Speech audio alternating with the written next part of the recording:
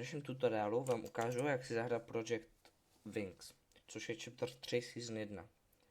Takže napíšete discord.gg/wingsy. Otevře se vám Discord, půjdete na download a dáte Wings Launcher.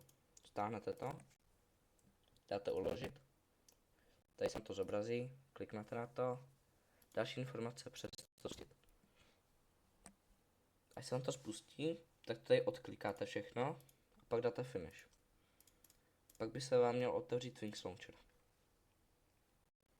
Tak tady ukáže e-mail a heslo, že budete muset zadat. Abyste to našli, tak musíte jít do Create Wings account. Napíšete register a pak vám to napíše, že jaký chcete jméno, vy jste nějaký zadáte, jakýkoliv, a pak napíšete details. Pak vám to vyhodí detaily, heslo, e-mail a váš username. Půjdete zpátky do launcheru, napíšete to tam a takhle se vám to zobrazí.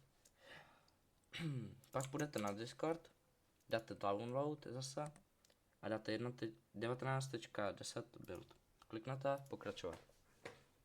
Bude se vám to stahovat třeba 2 hoďky. A když se vám to stáhne, tak vám se to otevře. Nějak takhle, musí to být ve WinRARu. Hodím vám do popisku link na stažení. Pak dáte extraktu a dáte kam to chcete a pak dáte OK. Bude to asi extrahovat 20 minut. Pak by se vám to mělo otevřít a bude to vypadat nějak takhle. Pak půjdete zase do launcheru a dáte import. Musíte být v library. Import a dáte tam, kam jste si to stáhli a jmenuje se to 19.10.